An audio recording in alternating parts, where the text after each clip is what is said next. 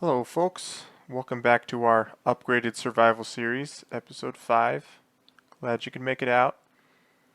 For today's episode, we got not a whole lot in store. There's a few things that I want to get done today, but first things first, I want to show you everything that I've tidied up off camera. I went ahead and moved our base of operations just a little further in and made it look a little bit nicer. I was kind of sick of having just everything clustered around here. So I thought it'd be a good time to move everything over.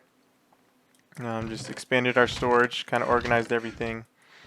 We need a better place for the bed, but for now it's just going to sit there. I'm not too worried about it. But I also finished tidying up our tower that we finished building yesterday. I got rid of the oak log kind of tower thing, mostly for ease of use. For dropping down, so I don't have to walk all the way down. I only have to walk all the way up, as well as improved our lighting situation with pretty cool lava lighting. I only used 4 buckets. We can go ahead and go to the top here. Yeah, I only used 4 buckets of lava and just set them all the way kind of near the top, as far up as I could pretty much. Let's see. Yeah, think I set them about right here at this level and then just let it drop and then poked holes wherever I thought was good. And I also figured out, don't know why it took me so long, I also figured out a good pattern to use for the staircases. So that way you never end up like running in to the one, that's above you or bonking your head or anything like that. It's just 3 half slabs in this kind of L shape, and then 2 just regular oak plank blocks, and you just keep repeating that all the way up to basically as far as you want it to go. I also had to move the entrance because before the staircase ended kind of right there, so I could walk out over there, but it now ends over here, so our walkout's right there. Didn't do anything to the outside because, not much needed to get done for that. Everything was finished last episode. I also haven't done too much up at the top here. Everything's just kind of blank. I'm not sure what I'll use this space for as of right now. I'm thinking maybe like an enchanting table spot, but I haven't fully realized that yet because I also, like, in the future I want to have maybe a beacon that's placed here. Of course that's a little ways off. I'm not even sure what update that comes out in, but I do kind of want to save this space for that, so I'll probably just leave it blank for now. Maybe I'll try and figure something else we can use this for, but for now it'll just kind of be here, looking cool. Now we can use our quick escape.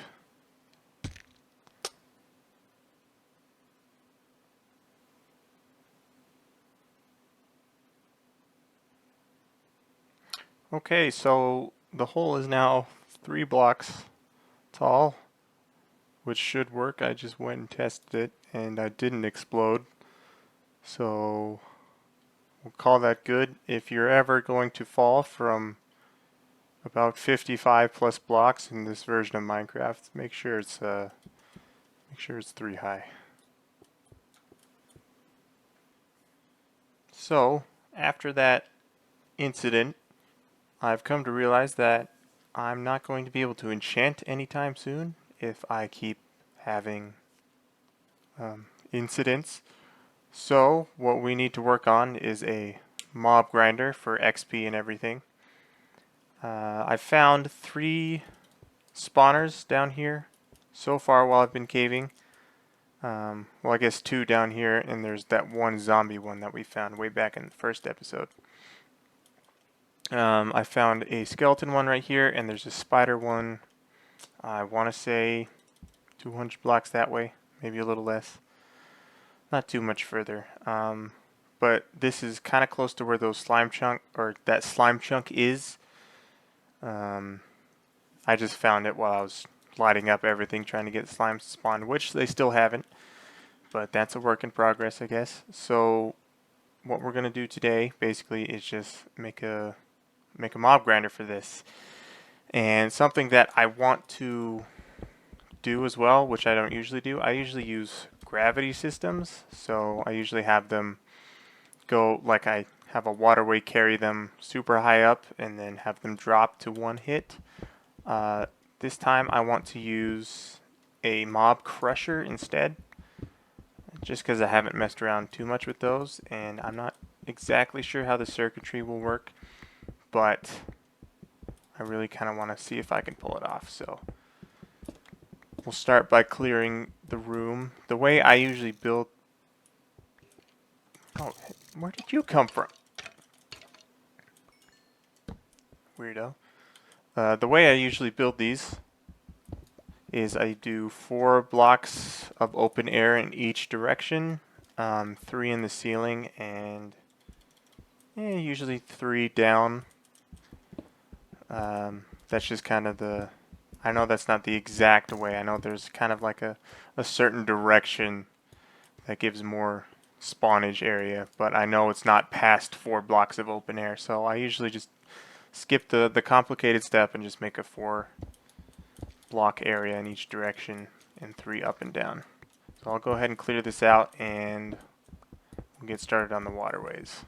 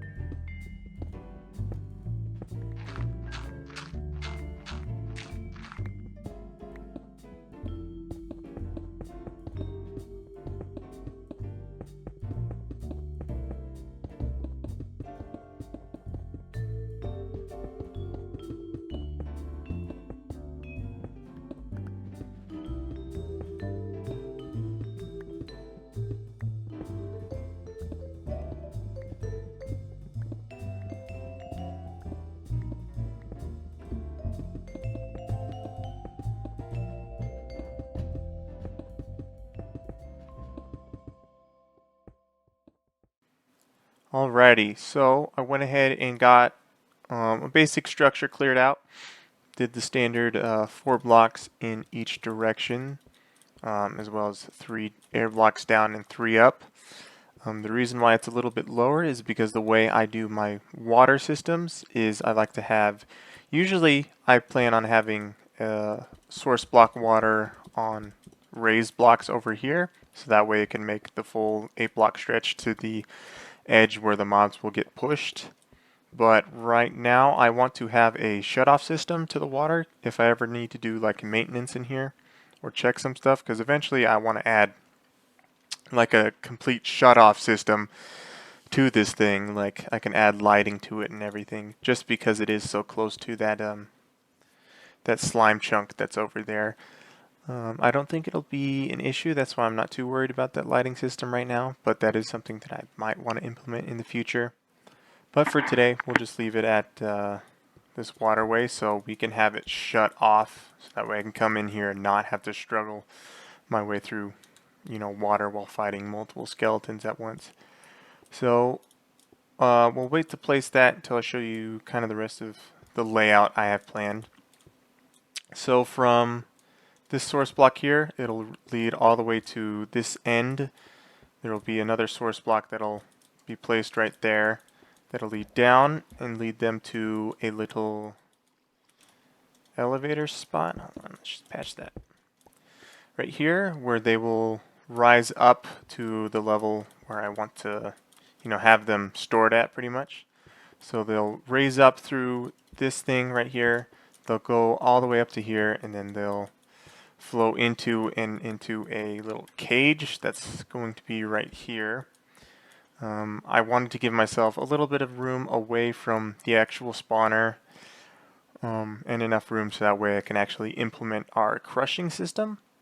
So I think we'll go ahead and just kind of get our waterways built up first, and while I'm doing that, I can maybe try and think up how the actual crusher mechanism will work, because I'm still not fully sure. Actually, let's do some testing right now, because I think I've gotten an idea. I'm not sure if this is how it's normally built, but I've thought of a way to build it.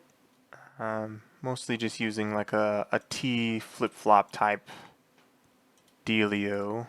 All it really takes is, got 2 blocks here. You place your piston down, your pistons, I should say.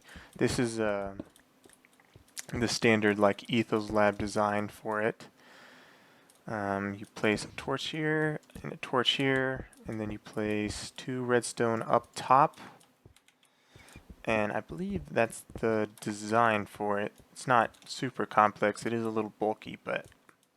And then you place something to activate it, and in this instance, it's the button. You press it down, it'll shut off the torches, and then it'll reset the pistons. So I believe how the crusher is going to work is I'm going to click a button on the side.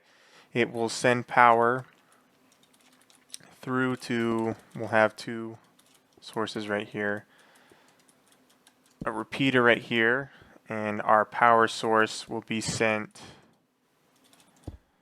from right here. Here, we'll just artificially power it. And we'll probably need about like maybe 10 repeaters for this. So when we flick this, that will always be powered, but this will flip the T flip-flop.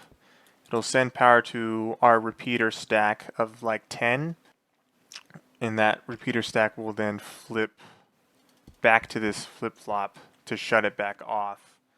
Yeah, that's kind of how this is going to be used, because that'll be how our timer is set.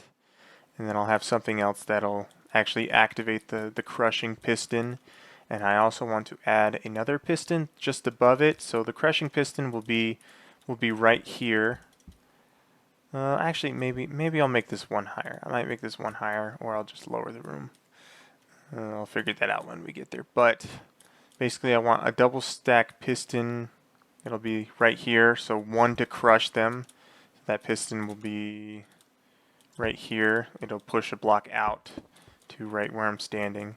And then I want another block that's right there. 1 to prevent them from jumping, so that way they can't escape the crushing aspect of the piston, as well as to prevent any new skeletons from dropping.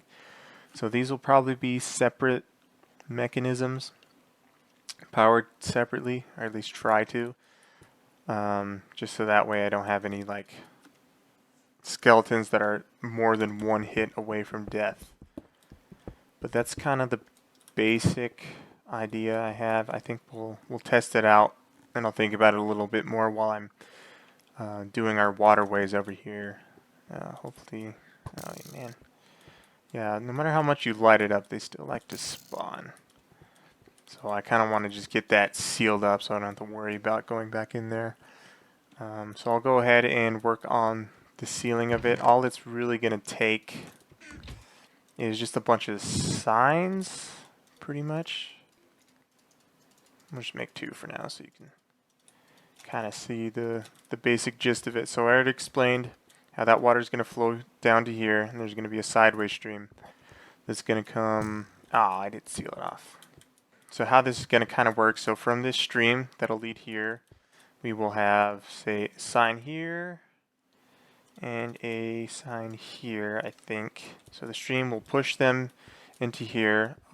A block of source water will be placed right there.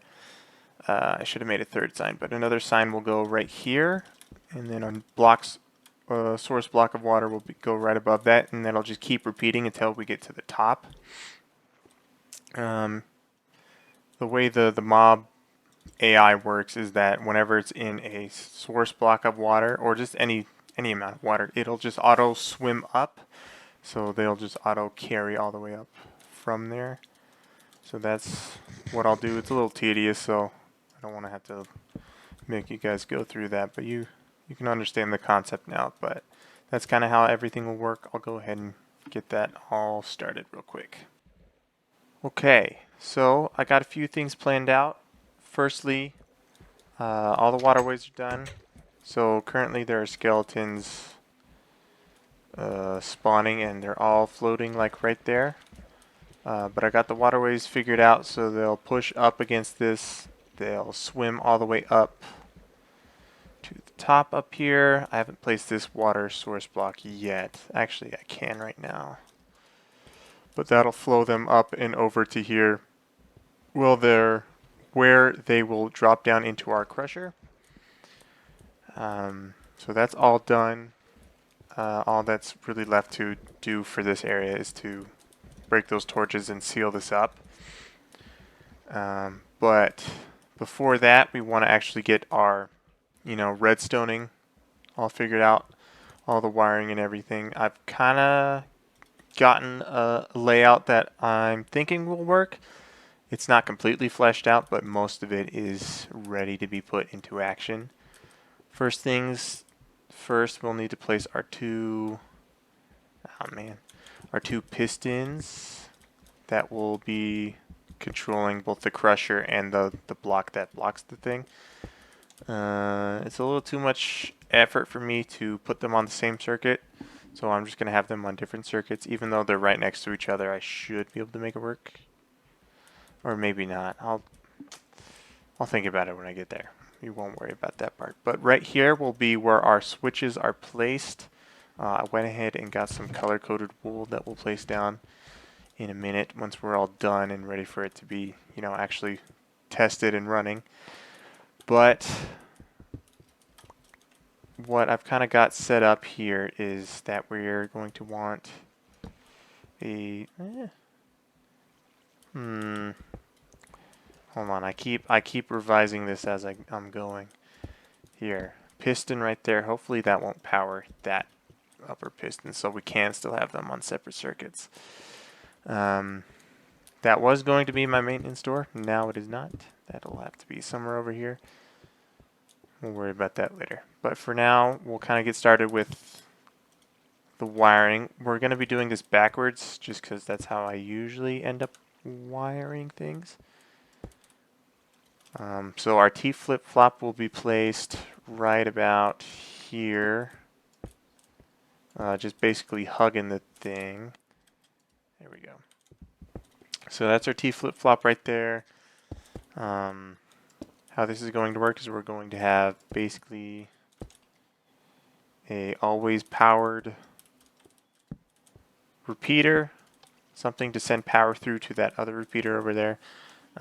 This part might change a little bit, but that's the basic gist of it.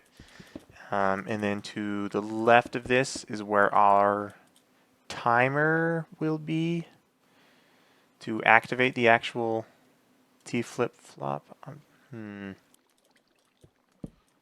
This might be a little expensive, but how is that getting butt powered? Is that activating that? No, the circuit's too. If I put a block next to it, I'm not sure how that's getting like phantom powered. We'll just kind of leave it for now, and hopefully it doesn't affect anything. If it does, then we kind of have an idea of where the problem might be. That shouldn't be powered because this is on. We don't want any redstone dust touching this, affecting anything. I could even, hell, at this point, since I can just move that down there. Hopefully that won't. Yeah, that doesn't seem to mess with it now. Okay, so we'll have our circuitry leading from, I'm thinking, our middle slot will be where our timer thing is set at. So the basic gist of this, hold on, ceiling is annoying me, is we're going to have a circuit that's going to go all the way up and around here.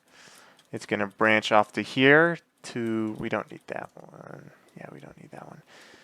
It's going to branch off to here to send power to the T flip-flop to turn it on and off. That'll be where our button is placed for the actual crusher. And then it'll have a circle kind of clock somewhere over here. I'll have to clear out a little bit more space. but a kind of clock circuit, so that way it'll send out. We'll just do a mini one for right now so you can kind of see what I mean. So it'll branch off and send power like that. So when we power, we hit a button right here, flick a button, click it, it'll turn all this on. It'll start here. Actually, that might be long enough. I can give you an example of it here. So we turn that on. That'll flick that.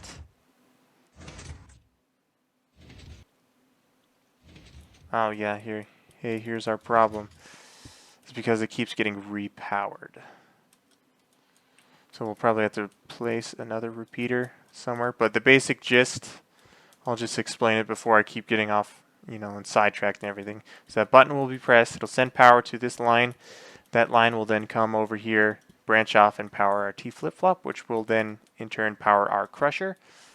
And an offshoot of this branch, so one will go to the flip-flop and one will go to that circuit clock.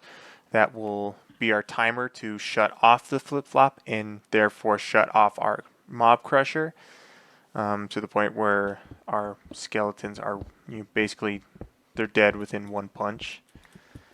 So I'm gonna go ahead and kind of think this one through a little bit more because I'm on the right track. I think. I'm pretty sure. Maybe I'm just completely messing everything up and you're just yelling at me right now, but well, I'll figure it out when I get there. So I'll go ahead and mess around with this a little bit more and I'll show you what I've come up with. We've made a little bit of a mess in here, but I think I got it figured out. So our problem before was when we had this circuit on, it just kept repowering itself. With the way it is now set up, it no longer has that problem. So when we hit this button now, it should flick that on for a period of time and then it'll shut itself off. We can mess with the time a little bit more later, and we can also extend how many more repeaters we need for the crusher to actually, crush them to one hit. But for now, the actual mechanism is set up for the crusher. So the way it works now is that I got rid of this repeater just so we, don't overuse them because we didn't need it right there. Got rid of this one. So I then replaced it right here, and I started the clock circuit before the next repeater, so that way when the clock circuit finishes it up, it still powers the flip-flop, but can't, go backwards back to restart itself at the clock circuit. So that should be problem number one solved. We'll have to mess with the actual timing of it in a minute, but I want to get the rest of this wired real quick.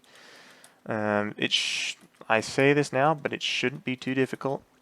All we really need to have powered is this piston right here, which we can do pretty easily separately from all this wiring, I hope.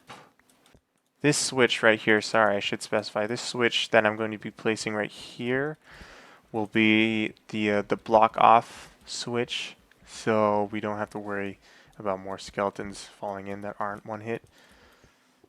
I'm kind of thinking I don't want it to be right here. I want our maintenance switch to be right here, just because it's further back. It would be easier to have this switch be over there, but it wouldn't be as cool, so I can't do it. Maybe we do put the repeater there. It won't affect much. It'll just be a little bit more expensive. But if we place a block here with that flicked, and then we have our lever, on this side that's just constantly flicked, that'll have it just shut off. That's the simplest way of doing it. I think we'll do it that way.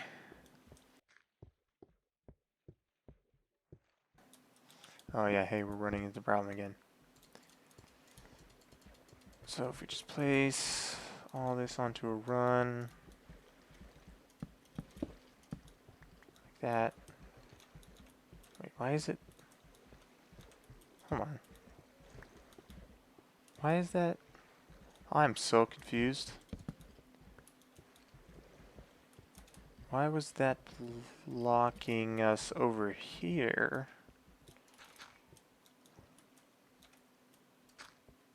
Oh, that's a neat discovery.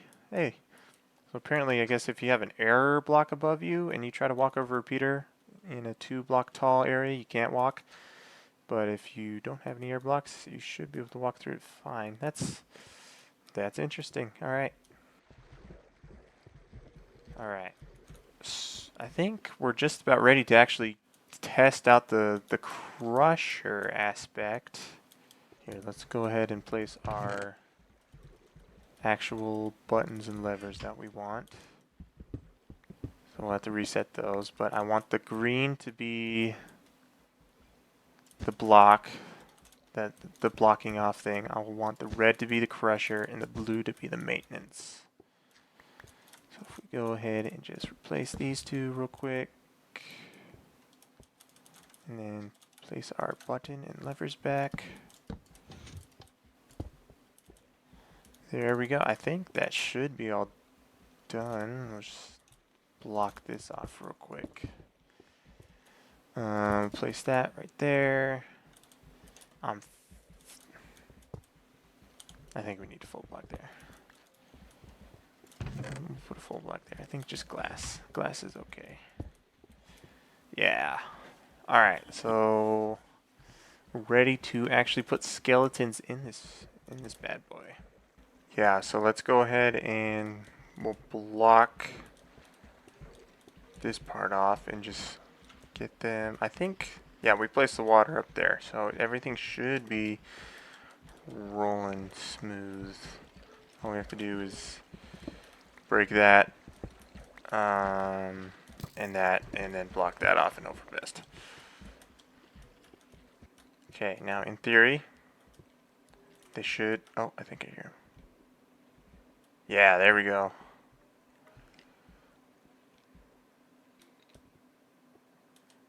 Here we are. Let's go. It's working. I don't know how many are spawned in there. Get on. Oop. I don't want to fall in there.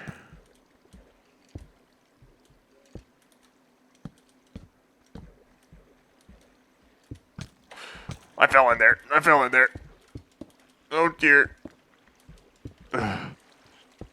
Okay. Be brave, be brave, be brave. Don't have any other spawn. Okay.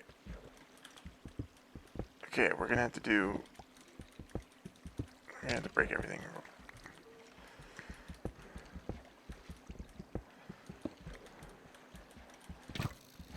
It's a rough process. We'll get there.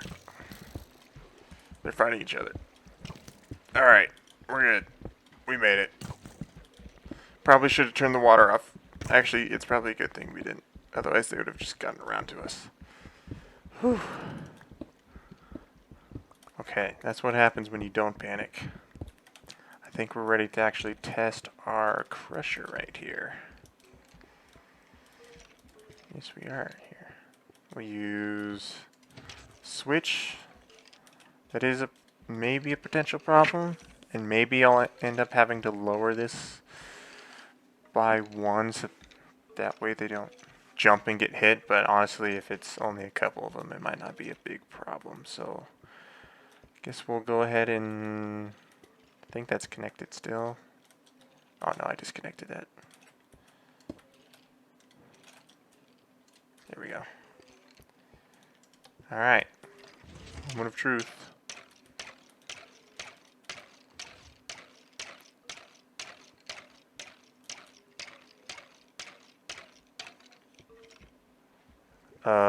Did that not shut off? That doesn't seem like that shut off.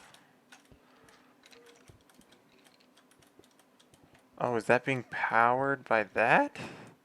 Like Bud powered? That might be. I never really understood. Yeah, it is. That might be an issue. Not might be. That's definitely an issue. Hold on. We'll have to think this one through. We got it to work now. All I did to fix it was I moved where the crusher piston is, just so that way they're not in line with each other. So I moved the piston from being right here, which was in line with this one, to being over here. So it's coming out of the back. I had to expand this little area, but thankfully we had enough room. I also reversed this when I was messing around with stuff. We don't want that to be reversed anymore though. So here, hold on, we'll go ahead and fix this back up real quick. I think that sets our crusher back to normal. Yeah, let's go ahead and test out the actual crusher now, see if our timing's right. 4 or 5. Okay, that seemed like too short. I know it takes like 20 hits just punching them.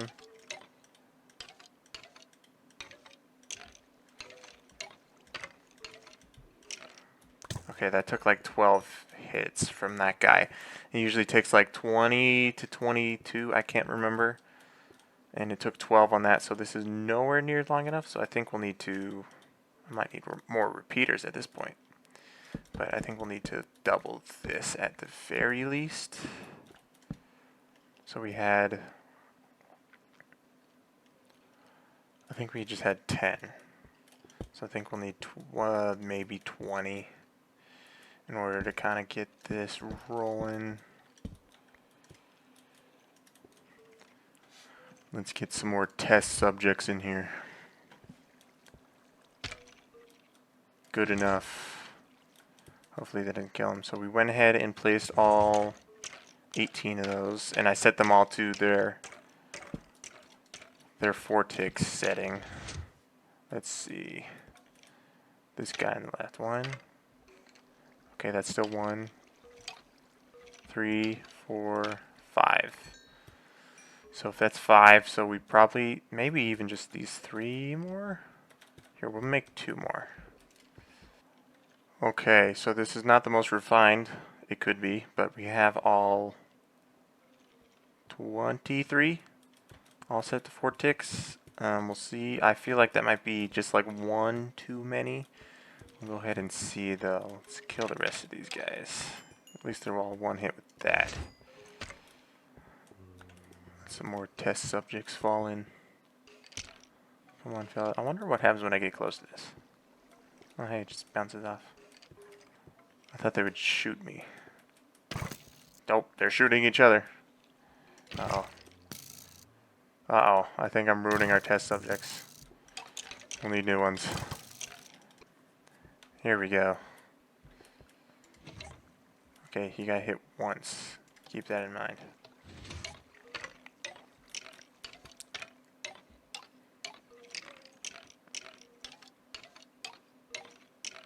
Seems a little... Ooh.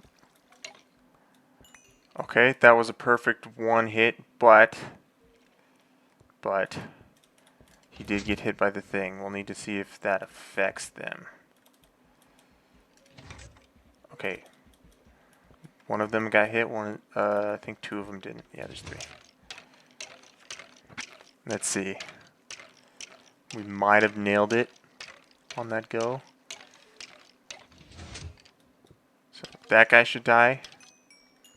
He's 2 hit. Ah, we're 1 tick off. I think we need one more repeater. That's unfortunate. Okay, we got 1 more in there. Let's see if this works. This will probably end up killing them because I also set it to the full 4 tick. One of them survived. Let's try that again. Alright, I don't even know what attempt number we're on yet, but I flicked the lever this time. Let's hit it. Should be a large enough pool. I've seen some that haven't taken damage. So if any die, we'll know that they did take damage. Okay, the 1 guy didn't take damage, and he's 1 hit. Okay. That almost makes me... I will spoil this a little. This doesn't need to be perfect. So I'm thinking maybe we'll get rid of one of these repeaters. Because what I was wanting to do is I was wanting to use potions instead of punches to kill these guys. Or maybe even just like stone swords or wood swords or something cheap like that. I don't really care if it's perfect one fist, especially because now we know a lot of the inconsistencies of sometimes, yeah, they just drop like a rock and they take a little hit of damage. Some of them will get hit in the head by the crusher, or I guess by the blockade block. And it almost seems like an inconsistent amount actually die randomly, because I feel like not that many take damage. But this is still with the full, I don't know, 24 repeaters. Yeah, it seems like we're getting too many die. And that wouldn't matter if this was just for bones, but I want XP from it. So I think to get rid of those inconsistencies, we'll just get rid of that repeater, and we'll have access to it if we want to add it back. I can even just throw it right there. Shouldn't affect anything. But now, if I can find my way out of this labyrinth of unpolished mess, if you asked me to explain again what's going on here, I could not do that. Only while I'm in the process of building could that happen. Alright, let's see. Let's get a gaggle going. Good enough. Stop hitting your heads. I don't think any should die. So that accounts for them taking fall damage and or getting hit in the head by the blockade block. That's still... I don't know. I think them getting hit in the head is what causes it to really stop being one hit. So maybe we'll even we'll just not comment on that. Guess I was in the floor.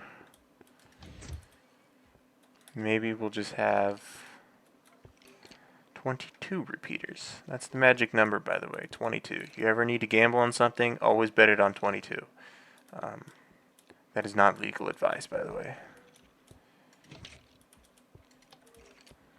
Do not be held liable for anything that I say in these videos.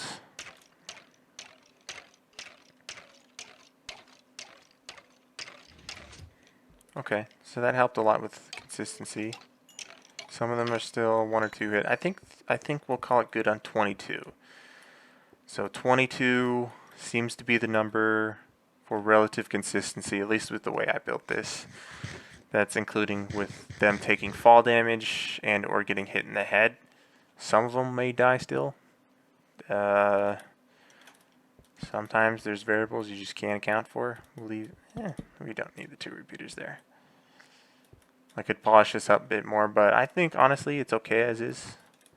It's separate enough you can kind of understand what's going on. So to kind of reiterate on things, we got the button crusher thing that comes out from this block, leads all the way to our timer system and to our T flip-flop. The T flip-flop will be powered once we hit the button. It'll send power to the actual crusher mechanism, and place torch there. It will start crushing them, and then while that's going, this circuit starts, runs our allocated time of the 22 4-tick repeaters, and runs it back and shuts the T flip-flop off, thus shutting off our crusher. We have our green block piston that'll block any new skeletons from joining the fray in there, as well as prevent any of the jumping ones from not receiving the amount of damage that we want them to get. And the blue lever over there will be our maintenance hatch. Currently it shuts off our water flow system, but eventually I want to add lights in the walls that will poke out whenever we turn that on, just so we can do maintenance or just shut it off for any reason. Um, but I think we'll go ahead and just get one big gaggle going, and then we'll finish up this episode by killing them all. Okay, we finally got all the skeletons that we need. I'm not fully sure how many are in here. If I were to guess, at least 60. I've been hiding out just in a little hole right there, and I've left this for like 20 minutes. And most of the area around here is pretty lit up, except I did find a new cave system that's over here that I do need to light up. But everything like over there is completely lit up, so spawns should be pretty good. If it wasn't a little obvious, I messed up the recording on the previous attempt. When I was doing the outro for this video, I had my mic muted, so we're doing it again. Hopefully everything turns out okay this time around. But there's definitely a lot more skeletons this time. That is satisfying. I also cleaned up a little bit back here. Yeah, I think that's the same, but I removed the repeater that was right here and fixed the timing a little, because I just realized I didn't need a repeater right here, because it can just connect to that dust normally and it'll be fine. Everything else is the same. Okay, not too many died, at least in comparison. Alright, start swinging.